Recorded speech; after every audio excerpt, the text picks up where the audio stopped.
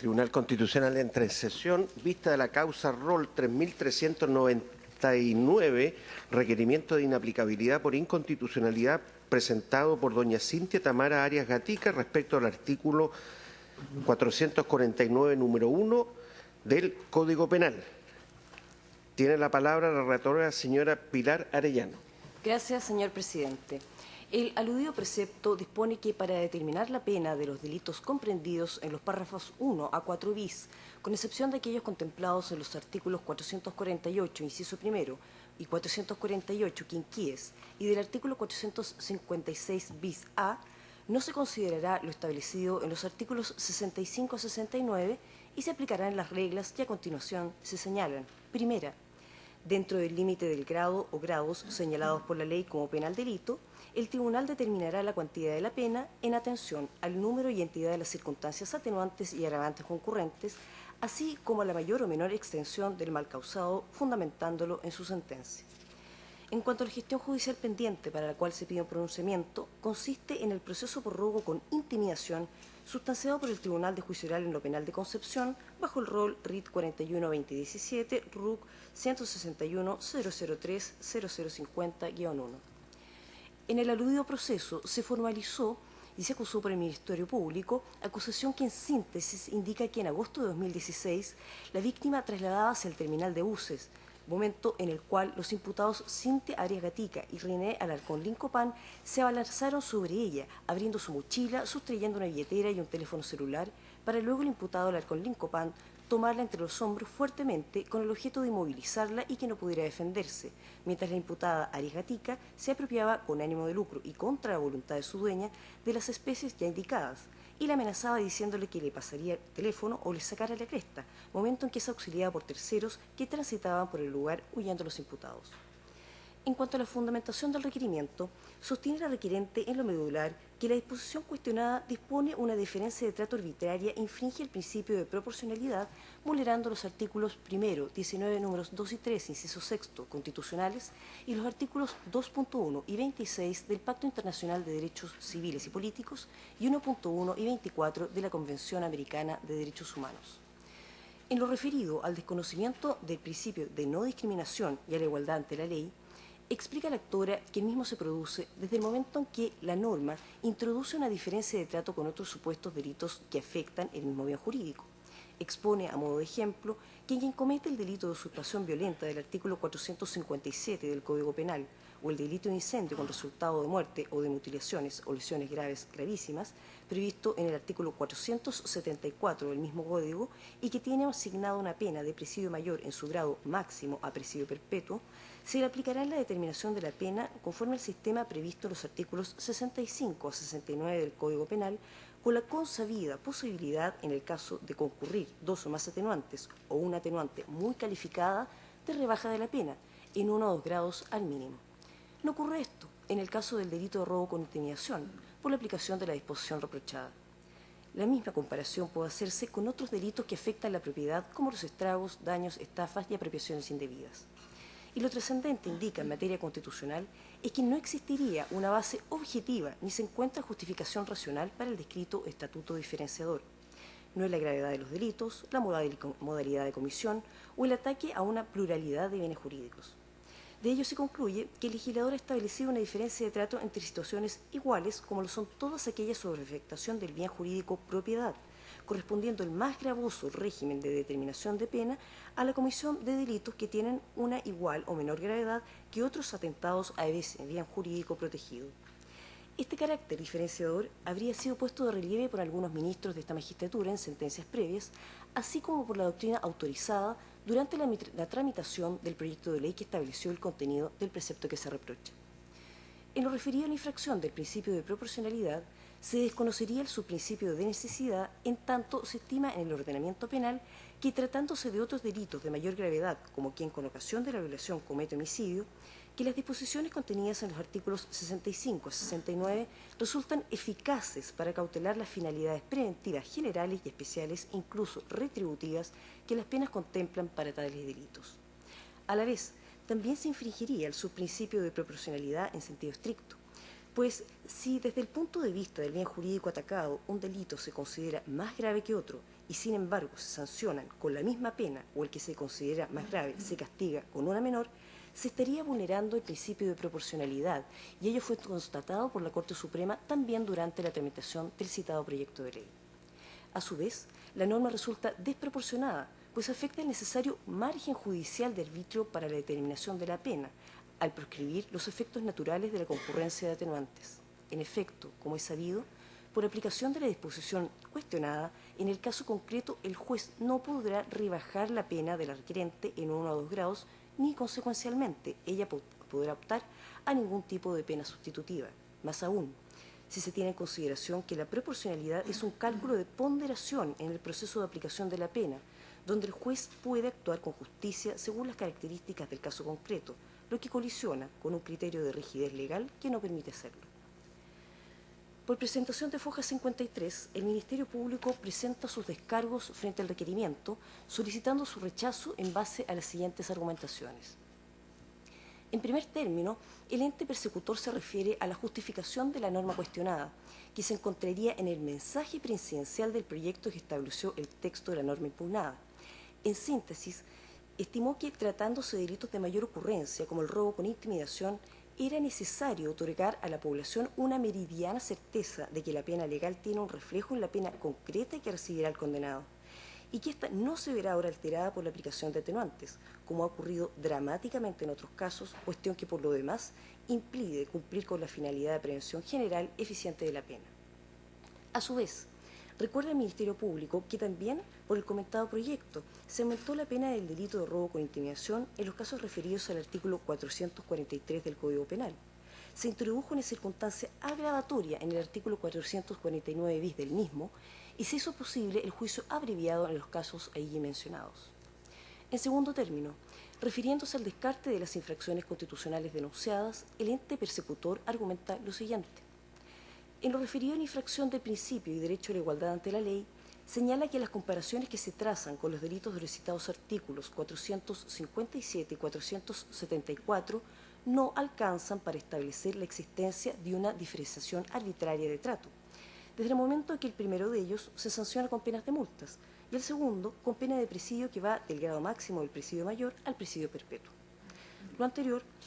en contraste con el ilícito por el cual se acusa a la actora de autos, que tiene una pena de presidio mayor en su grado mínimo o máximo. No hay reglas iguales, entonces, para hacer una comparación. Por ciento, indica el ente persecutor, la regla cuestionada habría sido recogida en otros cuerpos legales, como la Ley de Tránsito y la Ley de Armas. Agrega lo anterior, que la diferencia de estatuto alegada por el requerente sí tiene justificación, que es la que se señala precedentemente en la reseñada historia fidedigna del precepto reprochado. Y en cuanto al derecho a un justo racional procedimiento, se precisa que la regla ahora cuestionada no establece una pena, sino que un mecanismo especial de determinación de la pena para que ésta se fije dentro de los 3 grados señalados por la ley para el delito. En relación con lo anterior, el Ministerio Público remarca que se confunde aquello que debe atribuirse a la norma que establece el ilícito y su pena con lo que puede atribuirse objetivamente al precepto reprochado. Ello es así, porque el delito de robo con intimidación tiene una pena asignada que va desde los 5 años de un día hasta los 20 años, lo que obedece a una valoración en el que no juega ningún rol el artículo 449 reprochado.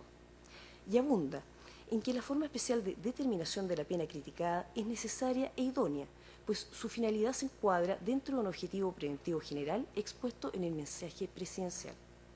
A su vez, el ente persecutor añade que esta magistratura en numerosas sentencias desestimó objeciones al parecido artículo 17b de la ley 17.798 bajo razonamientos que se pueden hacer valer en la especie y recuerda también lo resuelto en sentencia rol 3081 en orden a que las reglas del artículo impugnado no alteran las atribuciones judiciales para aplicar el castigo. Finalmente, aduce en abono de su postura que conforme a la Carta Fundamental corresponde al legislador determinar los delitos y sus penas. Es cuanto puedo relatar, señor presidente. Muy bien. ¿Los señores abogados tienen observaciones que formular a la relación? Si no es así, tiene la palabra el abogado don Claudio Fierro por la requirente hasta por 20 minutos. Muchas gracias, señor presidente. Con su autorización, la Defensa Penal Pública alega en representación de doña Cintia Tamara Arias Gatica, solicitando de ya este excelentísimo tribunal se sirva acoger el presente requerimiento de inaplicabilidad por inconstitucionalidad, donde se ha impugnado la norma del artículo 449, número 1 del Código Penal. Excelentísimos señores, primero señalar que ha sido bastante completa la relación, ha recogido todos los aspectos que nosotros hemos planteado, tanto de hecho como de derecho, en nuestro requerimiento, pero sí quisiera deslizar algunas argumentaciones para poder justificar, ¿cierto?, nuestra pretensión. Efectivamente, excelentísimos señores, entendemos que existe una infracción al principio de igualdad por estar ante una diferencia de trato entre personas que se encuentran en situación similar, diferencia que carece de fundamentos razonables y objetivos, y eso ya lo hemos señalado, ¿cierto?, dentro del capítulo de los fundamentos plausibles, puesto que la vulneración del derecho a la igualdad de la especie se fundamenta en que el artículo 449, regla primera del Código Penal, al excluir para la determinación de la pena, entre otros, el delito de robo o intimidación, la aplicación de los artículos 65 a 69, impidiendo además la regla de número 1, ¿cierto?, de dicho artículo, la rebaja en 1 o 2 grados al mínimo asignado por la ley a delitos en contra de la propiedad que indica la referida norma, introduce una diferencia de trato con otros supuestos jurídicos, ¿cierto?, o supuestos delitos que afectan el mismo bien jurídico. En efecto, quien atenta contra un bien jurídico, propiedad, en este caso comprometiendo, por ejemplo, el delito de usurpación violenta que está contenido en el artículo 457 del Código Penal, si se le aplica este ejercicio legal de la aplicación de la pena, en concreto el sistema previsto en los artículos 65 a 69 todos del Código Penal, con la posibilidad, en el caso de concurrir 2 o más atenuantes o una atenuante muy calificada, de rebaja de 1 o 2 grados al mínimo. Igual al sistema de determinación de pena se aplicará a quien atenta contra la propiedad cometiendo un delito, por ejemplo, de incendio con resultado de muerte o de mutilaciones o lesiones graves gravísimas previsto en el 474 también del Código Penal, y que tiene una pena asignada de presidio mayor en su grado máximo a presidio perpetuo. Sin embargo, quien comete, como en el caso de nuestro representado, un delito de robo o intimidación y cuenta con 2 o más atenuantes o con una atenuante muy calificada,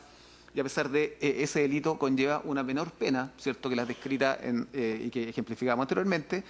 para el delito de incendio, por ejemplo, con resultado de muerte, no se le permite rebajar, en este caso nuestra representada, la pena en 1 o 2 grados, como se ocurre en el delito más grave.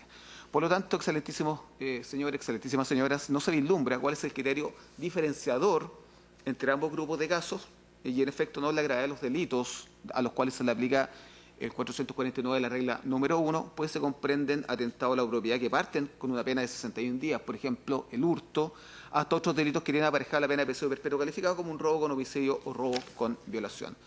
De esta forma,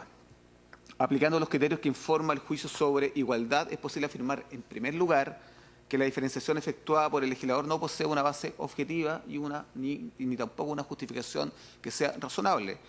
La concreta regulación especial o diferenciada que nosotros denunciamos es que se cuestiona que no se ha articulado a partir de un dato objetivo y rigurosamente neutro, como lo sería la gravedad de las conductas, atendido su grado de lesividad y la relevancia de los bienes jurídicos menoscabados, ni las modalidades de comisión, de modo que las consecuencias jurídicas previstas de la norma cuestionan en particular la imposibilidad, ya decíamos, de rebajar en 1 o 2 grados, ¿cierto?, al mínimo del asignado por la ley en virtud de la aplicación de los preceptos del artículo 65 al 69. Se aplican sin justificación razonada a un grupo de delitos que atenta contra el bien jurídico, propiedad, ya lo decíamos, conservando plena vigencia para otros delitos que igualmente atientan contra ese bien jurídico y con similares modalidades de comisión, un sistema de determinación de pena que sí permite este ejercicio legal de la aplicación de la misma. Dentro de la discusión, efectivamente nosotros hacemos presente lo informado por el profesor Jean-Pierre Matus, que reiteradamente informa, ¿cierto?, en otras materias que también hemos conocido en este excelentísimo tribunal. Y él señala textualmente, señor presidente, si me permite, lo que dice el señor Matus, dice: el establecimiento de esta regulación del efecto de las circunstancias agravantes y atenuantes solo para esta clase de delitos contra la propiedad carece de justificación técnica y es muy previsible que la litigación con base a la garantía de la igualdad ante la ley mine sus efectos esperados. Ello por cuanto si en leyes especiales podría aceptarse el carácter particular de disposiciones similares, como la ley de tránsito y armas, por ejemplo, en la reforma propuesta al Código Penal por este proyecto no parece haber una mayor justificación constitucional. Se pregunta el profesor Matus, ¿por qué lo que es bueno para racionalizar la imposición de penas en los delitos de hurto y robo no lo es respecto de las lesiones y los homicidios, las estafas, las falsificaciones, los atentados contra la autoridad, etcétera? Agrega el profesor Matus, este problema se ha hecho presente en las últimas modificaciones y propuestas a modificaciones a las leyes de tránsito, armas, terrorismo, conductas monopólicas sobre delitos sexuales y sobre maltrato de personas, entre otras, pero al llegar ya al corazón del Código Penal parece no existir justificación de especialidad para imponer un tratamiento diferenciado en las reglas de determinación de pena. Ese es el informe que hace el profesor Matus respecto, ¿cierto?, a la consulta que se le plantea en el trámite legislativo de la presente modificación que sufre el Código Penal. Por lo tanto, a juicio nuestro carece de respuesta a la justificación de por quién comete un robo con intimidación, beneficiándole a durante la irreprochable conducta anterior, que ese es el escenario en el cual se sitúa nuestra representada actualmente, ¿cierto?, que le beneficia esta circunstancia atenuante del artículo 11, número 6, más la colaboración con la investigación no puede optar a una rebaja de 1 o 2 grados al mínimo del previsto por la ley. En efecto, excelentísimo tribunal, estas se presentan con un efecto discriminador, a juicio nuestro, en perjuicio de nuestra representada, sin que exista una razón reconocida, ¿cierto?, como relevante, razonable y suficiente según algún criterio identificable aceptado por el propio Estado democrático de derecho, que permite tener como tolerable la distinción que en la práctica, ¿cierto?, se efectúa. Respecto al principio de proporcionalidad y en torno al subprincipio de necesidad, si la pena prevista o su sistema de determinación en concreto para un determinado tipo de tipos penales se aparta arbitraria o irrazonablemente de la establecida por el legislador para supuestos análogos, puede afirmarse que la norma es arbitraria y, por cierto, socava los principios de justicia inherentes a la dignidad de la persona y al Estado de Derecho. Entendemos que esta falta de proporción implica un sacrificio excesivo e innecesario de los derechos que la Constitución garantiza, y en materia penal, por cierto, ese sacrificio innecesario o excesivo de los derechos puede producirse bien o resultar innecesaria una reacción de tipo penal, o bien ser excesiva la cuantía de obtención de la pena en relación a la entidad. Hacemos presente, excelentísimos señores, que este cuestionado artículo 449 y su regla número 1, entendemos, insistimos, es desproporcionado, es innecesario, toda vez que el ordenamiento penal vigente contempla un mecanismo antiguo, ¿cierto?, de determinación de pena, que igualmente resulta ser eficaz para alcanzar los fines previstos, como ya decíamos, por la norma impugnada y de menor gravosidad, que son los contenidos, ¿cierto?, en el artículo 65 a 69 del Código Penal. De este modo, también queremos hacer presente un nuevo ejemplo. De lo constatado que ya hemos expuesto, ¿cierto?, queda en evidencia que, aplicando al caso concreto, si un sujeto, con ocasión de una violación, comete además un homicidio de la víctima, y no obstante tener prevista dicha conducta en el artículo 372 bis del Código Penal de una pena de presidio perpetuo calificado, y no obstante haberse lesionado dos bienes jurídicos de mayor relevancia que el derecho de propiedad, ¿cierto?, vida y libertad sexual, sí se le puede beneficiar con 2 o más atenuantes o una atenuante muy calificada por aplicación de lo dispuesto en el artículo 66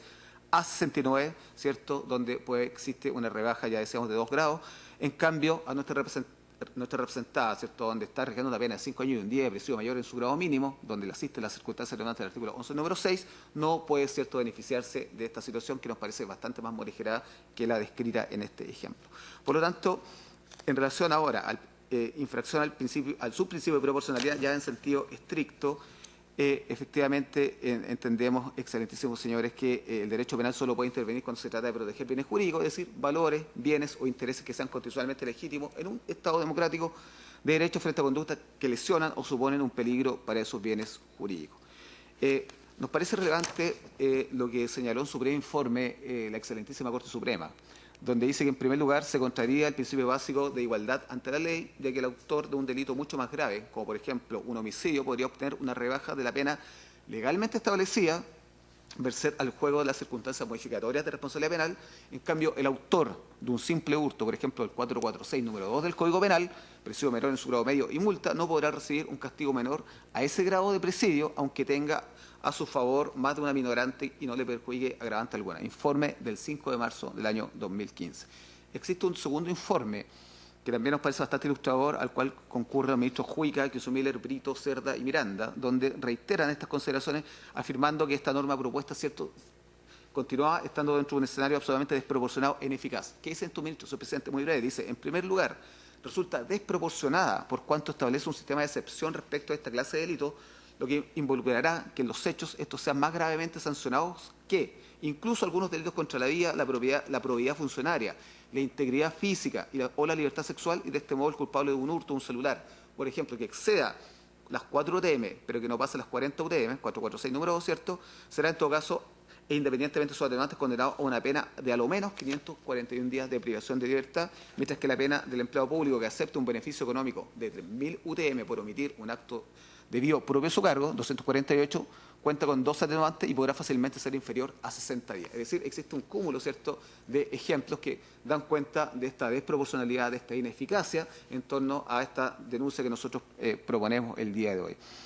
También, excelentísimos señores, excelentísimas señores, esta norma resulta desproporcional en cuanto afecta, y ya lo denunciamos una vez más, ¿cierto?, el margen de arbitrio judicial en la individualización judicial de la pena, es decir, se le cercenan herramientas, ¿cierto?, a la judicatura a efecto de poder arribar a la pena justa.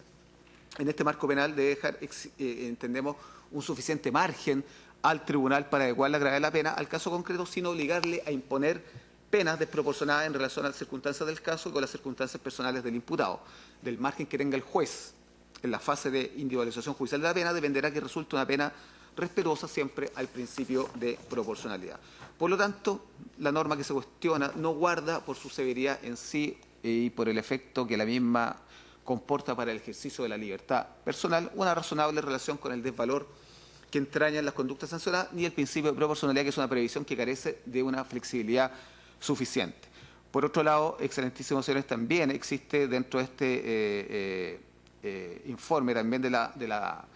Pleno de la Corte Suprema, también el 5 de marzo del 2015, donde señala que la propuesta implica el cercenamiento de las atribuciones concedidas a los jueces penales por los artículos 65 y siguientes del Código Penal, sobre todo en cuanto permiten graduar la magnitud de la sanción aplicable, tomando en cuenta, amén de otros factores, las circunstancias modificatorias de responsabilidad penal y en particular las que autorizan a rebajar la pena prevista en la ley desde el mínimo de ella.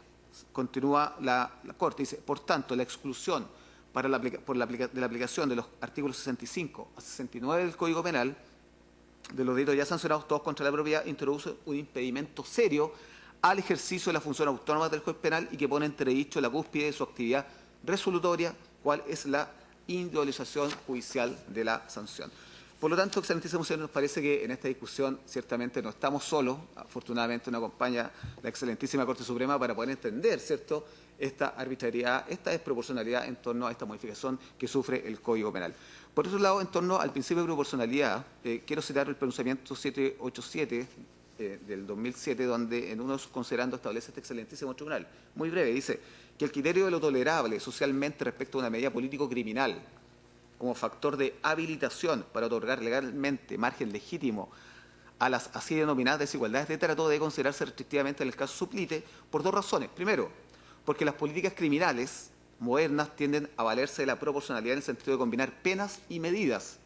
y no el de combinar delitos equiparando las penas. La tendencia civilizada de las políticas criminales, especialmente ante el agravamiento de la inseguridad social frente a determinados delitos, consiste en agregar a las penas prioridad de libertad o derechos o medidas para asegurar la rehabilitación y resocialización de los sancionados. Por lo tanto, y esto va en directa relación a lo que informaba el Ministerio Público en torno a la reiteración, ¿cierto?, de delitos de robo con estimación, algo había que hacer, pero efectivamente entendemos, ¿cierto?, que esta solución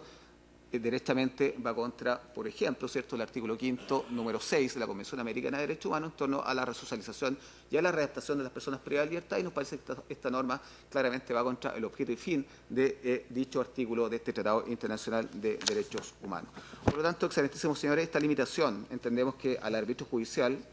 que ocurre es que el juez de fondo de esta gestión pendiente verá severamente limitada su capacidad de actuar con justicia según las exigencias constitucionales de un justo y racional procedimiento, y no podrá considerar en toda su amplitud las características del caso y del sujeto penalmente responsable. Ya decíamos,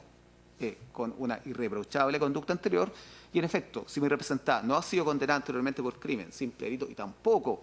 es reincidente en el delito que se le imputa, podría generar varios efectos jurídicos, los que sin embargo son rápidamente anulados por la aplicación de este precepto, el número 1 del artículo 449 del Código Penal, efectos que traen aparejado una diferencia de trato entre personas que se encuentran en una situación similar. ¿Cuáles son los efectos? El primero, le favorece a nuestra representada, por ejemplo, o sea, esa es la certeza, el 11 número 6, y de concurrir otra circunstancia morigerante que pudiese darse, por ejemplo, en el desarrollo del juicio oral, por ejemplo, constituir el 11 número 9 con la colaboración sustancial de nuestra representada,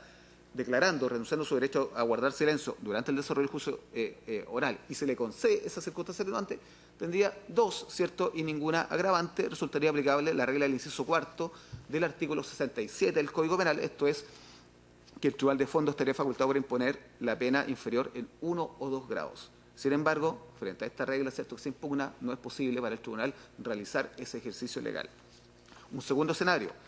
si al favorecer a nuestros representantes demanda del artículo 11, número 6, y de no concurrir circunstancias agravantes, podría ser aplicable la regla del artículo 68 bis del Código Penal y tener por muy calificada esta circunstancia atenuante y efectivamente rebajar la pena inferior, ¿cierto?, en un grado al mínimo de lo señalado por el delito. Tampoco podría activarse esta circunstancia del artículo 68 bis por la regla que se impugna. Y en un tercer escenario, al igual que en todos los casos anteriores, nuestra representante cumpliría sin ningún problema los requisitos del número 1 del artículo 15 de la ley 18.216 de pena sustitutiva, que requiere, ¿cierto?, para conceder la libertad vigilada o simple o intensiva. Sin embargo, su conducta previa, conforme a derecho, no tendría ninguna reincidencia, decíamos, 11 número 6, pero en virtud de este precepto que se impugna, tampoco podría acceder a esa posibilidad que le concede la ley 18.216. De este modo, excelentísimo tribunal, el artículo 449, inciso primero y su regla número 1, al consolidar perentoriamente esta rigidez legal que hemos señalado y que hemos denunciado, colisionan con lo dispuesto en el inciso sexto del número 3 del artículo 19 de la Constitución Política de la República, que exige al legislador establecer siempre las garantías de un procedimiento y una investigación racional y justa. Nos parece que esta investigación a la que está sujeta nuestra representada no es ni racional ni justa por existir esta relación de desproporcionalidad. Por todo lo señalado, la aplicación de este precepto legal impugnado al caso concreto, ¿cierto?, contraría abiertamente nuestra Carta Fundamental, así como también los tratados internacionales que ya han sido citados, ¿cierto?, por entender que efectivamente existe una desproporción y un atentado abierto al principio de igualdad ante la ley. Es por todo eso, excelentísimos señores, excelentísimas señoras, que solicitamos respetuosamente a este excelentísimo tribunal se sirva acoger el presente requerimiento de inaplicabilidad por inconstitucionalidad y inaplicando al caso concreto la norma que ya ha sido anunciada por inconstitucional. Es todo, señor presidente. Muchas gracias. Gracias a usted.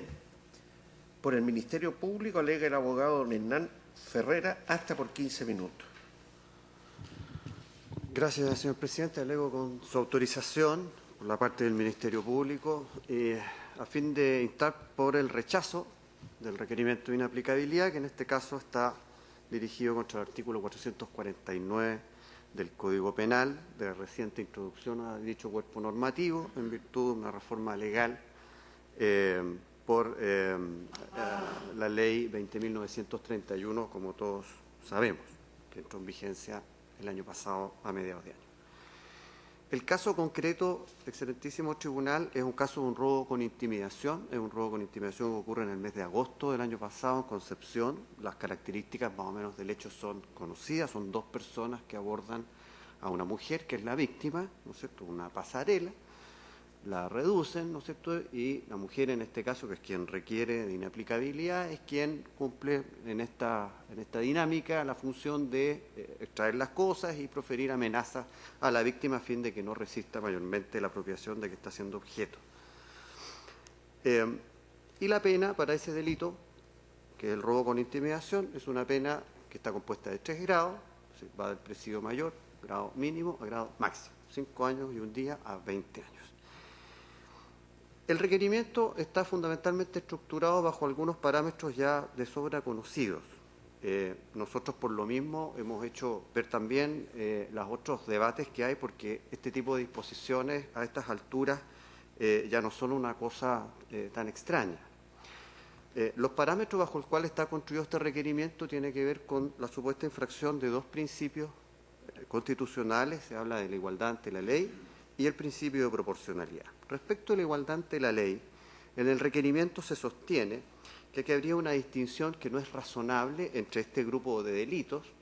que están bajo el influjo de la regla cuestionada, que son los delitos, básicamente delitos contra la propiedad, y otros del mismo Código Penal, se entiende, haciendo una comparación particularmente respecto de 2 ilícitos que están también en el Código, la usurpación violenta y el incendio con resultado de muerte, ¿no?, en cuanto a las consecuencias que en cada caso tendría la aplicación de esta regla. Se dice además que la modificación legal no tendría ningún basamento objetivo, dice, ¿no es cierto? Por lo tanto, estima que no es razonable la modificación, que no tendría mayor justificación. Respecto de la proporcionalidad,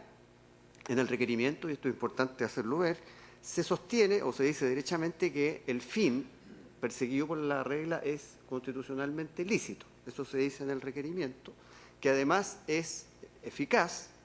pero se objeta en los aspectos que tendrían que ver con la necesidad y la proporcionalidad en sentido estricto del examen de proporcionalidad que todos también conocemos. La regla del artículo 449, y esto es particularmente relevante cuando se trata de hacer comparaciones, lo que hace es establecer un mecanismo para determinar las penas. Es decir, no establece la gravedad de los hechos o las conductas que se están sancionando, sino que establece parámetros bajo los cuales se van a determinar estas sanciones. Básicamente lo que dice es que respecto de un grupo de delitos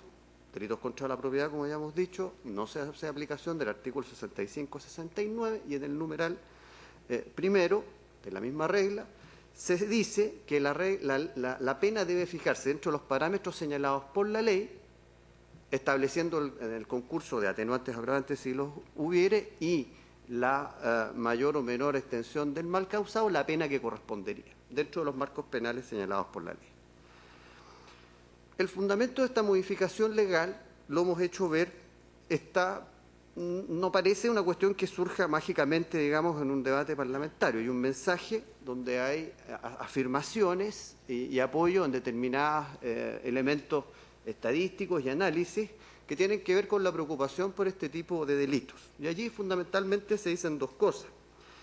Primero, se da cuenta en el mensaje de un aumento del año 2005 al momento en que se inicia la tramitación de este proyecto legal, de un 25% de este tipo de delitos, y se apunta también en el rango que nos interesa ahora, que es el robo con intimidación, las víctimas que son objeto de este tipo de ilícito, personas que tienen pocas capacidades para defenderse con incidencia importante, ¿no es cierto?, en el ámbito de su propia personalidad en cuanto al sufrimiento que supone el ser objeto de este tipo de delitos. Por lo tanto, lo que dice el mensaje concretamente es que persigue en este preciso ámbito de la modificación del artículo 449 dar certeza de que la sanción establecida en la ley es en definitiva la que se va a imponer por los jueces. Por lo tanto, de lo que se trata fundamentalmente o lo que se persigue es que las sanciones establecidas por la Judicatura estén dentro de los marcos establecidos por la ley.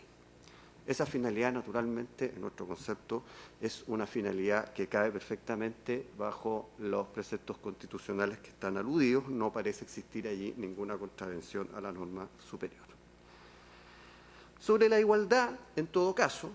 es interesante revisar también las referencias que ha hecho el requirente sobre otros tipos penales,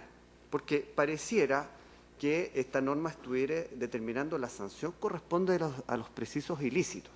Y la verdad es que las diferencias entre estos, por ejemplo, en el incendio con resultado de muerte, están dados justamente en sus penas. El incendio con resultado de muerte tiene una sanción que parte del presidio mayor en grado máximo al presidio perpetuo. Allí está mayormente la diferenciación que tiene el legislador respecto de una conducta y otra. El robo con intimidación, en cambio, tiene una pena que parte en 5 años y un día y termina en los 20 años. Entonces, hacer aparecer como que el legislador da un tratamiento más favorable al incendio con resultado de muerte en relación al robo con intimidación, la verdad es que es una cuestión puramente argumentativa, porque además no está provocando una comparación en los mismos niveles que corresponde llevar a cabo para que en definitiva ésta sea eficiente en términos argumentales. El robo con el incendio con resultado de muerte tiene una penalidad alta, la usurpación violenta tiene otro tipo de penalidad y allí es donde están básicamente sus diferenciaciones. Lo que acotadamente trata de hacer esta modificación legal es mantener las penas dentro de los rangos que señalan las mismas disposiciones legales. En nuestro caso, excelentísimo tribunal, hicimos o tratamos de hacer ver también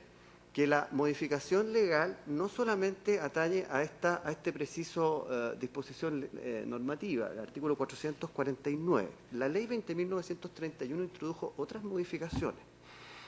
Una muy importante ha sido para la defensa la modificación que sufrió la pluralidad de malhechores, el artículo 456 bis número 3, que aumentó en sus exigencias, ¿no es cierto?, y está en el 449 bis. Esta cuestión ha sido discutida en numerosas oportunidades por sanciones ya establecidas vía artículo 18 para obtener rebajas de pena puesto que dicha agravante, que la traigo a colación, porque en este caso probablemente hubiera sido una circunstancia concurrente, pero la misma ley 20.931 la dejó en condiciones tales que en este caso no está esgrimida como una circunstancia que pueda agravar la pena. Por lo tanto, también es importante para el examen de esta cuestión cubrir mayormente la reforma legal que se está planteando en este caso para determinar si efectivamente existe o no las infracciones constitucionales que se denuncian.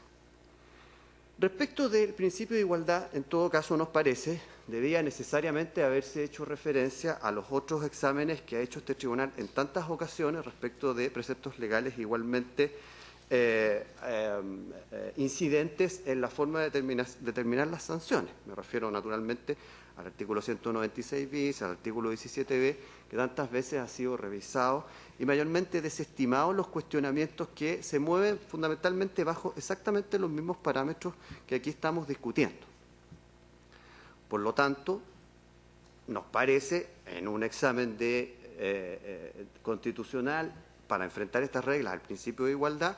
era absolutamente relevante hacer también la referencia a este tipo de normas.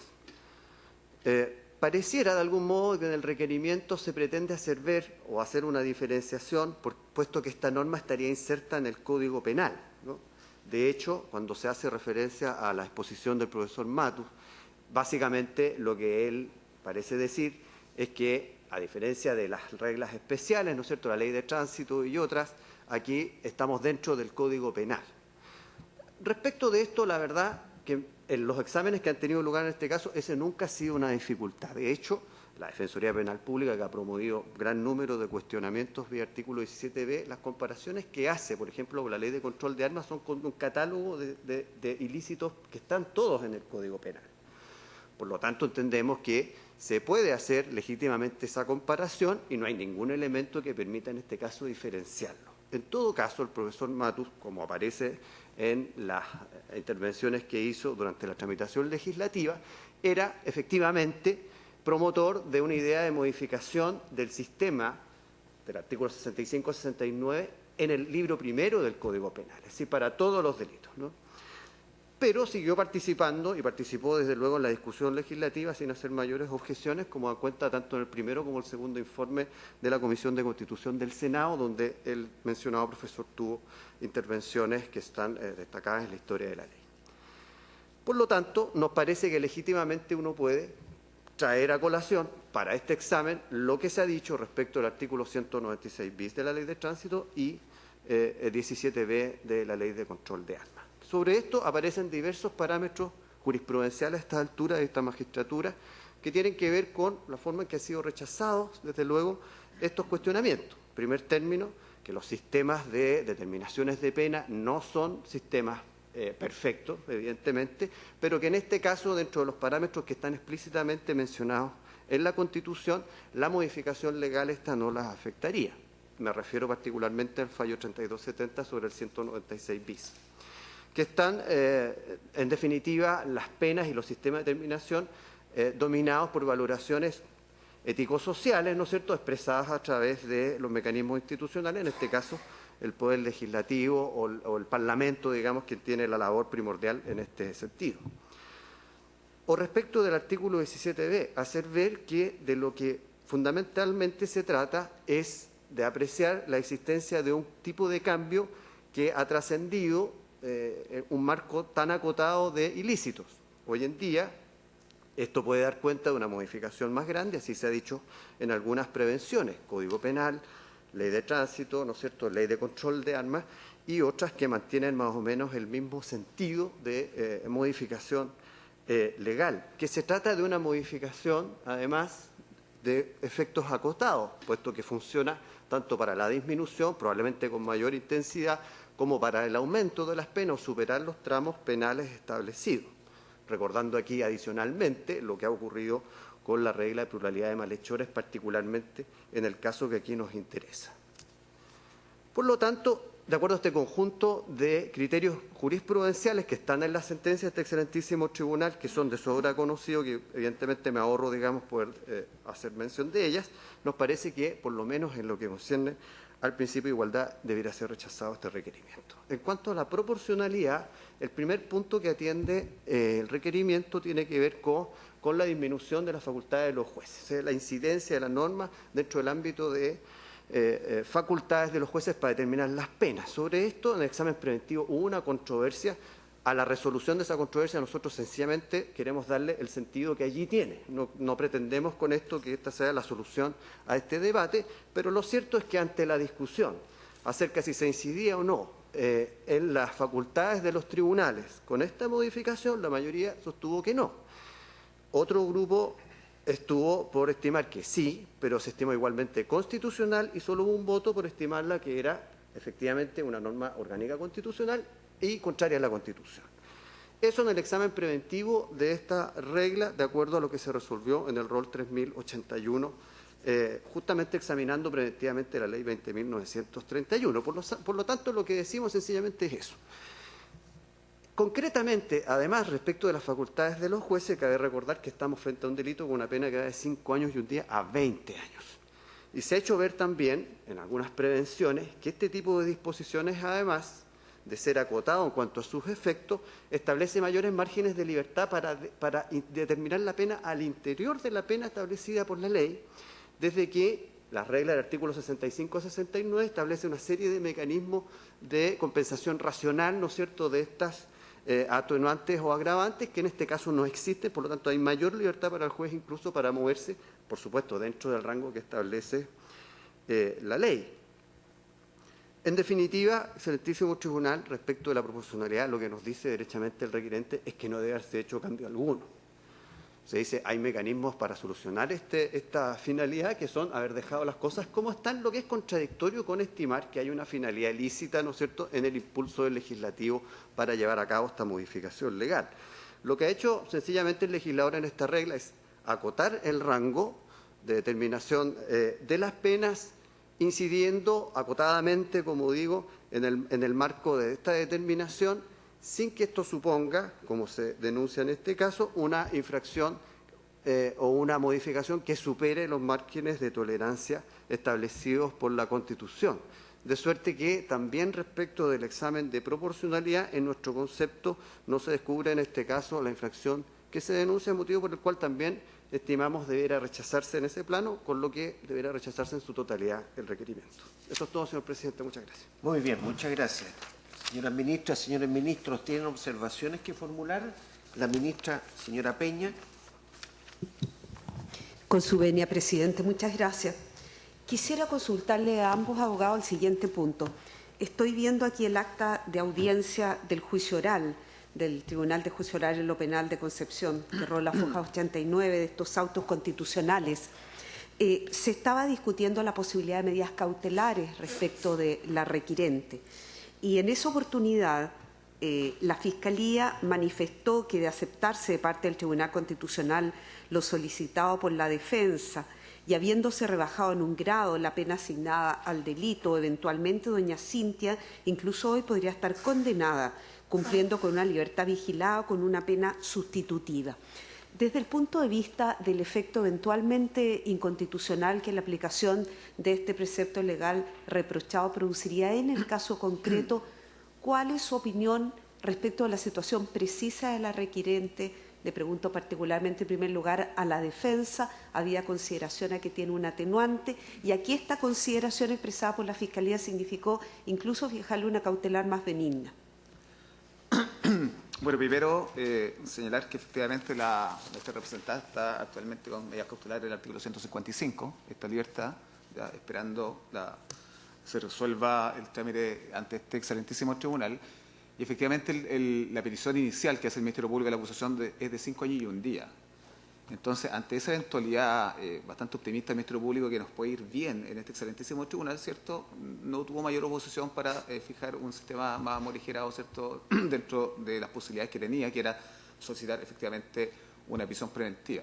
Yo creo que ese era el ánimo del Ministerio Público, de que efectivamente puede prosperar nuestra petición, porque está dentro de todas las posibilidades, ¿cierto?, suprimiendo esta modificación legal, cumple con todos los requisitos que establece el artículo 15 de la ley 3.216 para optar a un sistema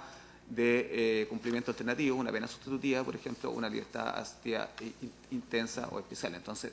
me parece que por ahí va la intención del Ministerio Público de no cuestionar más allá, ¿cierto?,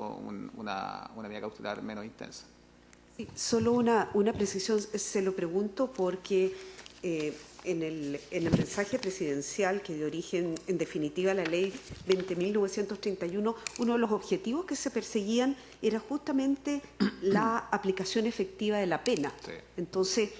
por eso parecía, ¿verdad?, a partir del debate sostenido en la audiencia del juicio oral, que no habría una situación, digamos, tan gravosa desde el punto de vista de su representada. Así es. O sea, ya lo decíamos nosotros, está dentro de la hipótesis del artículo 11, número 6, no tiene ninguna circunstancia agravante que sea dirimida por parte del Ministerio Público y nos parecía, ¿cierto?, que era un hecho bastante aislado en la vida de nuestra representada. Por lo tanto, las proyecciones, entendemos, ¿cierto?, siendo bien optimistas, son bastante favorables de reinserción social, las que se ven absolutamente minadas, ¿cierto?, con la aplicación de este precepto. Muchas gracias. Sí, Abogado Lavín. señoría, respecto de eso, bueno, efectivamente el hecho de dejar las penas o que se fije una pena arriba de 5 años y un día deja fuera de la ley 18.216, salvo la pena mixta, ¿no es cierto?, que desde 5 años y un día permite, una vez transcurrido un determinado plazo, ¿no es cierto?, hacer la sustitución. Sin embargo, respecto de esa misma observación, en el mensaje se buscaba también hacer limitaciones respecto de la ley 18.216 muy parecida a la que hay en el 196 ter. Eso fue excluido de la norma. En definitiva, las modificaciones a ese respecto no llegaron a concretarse en una disposición legal. El objetivo de esta regla no es excluir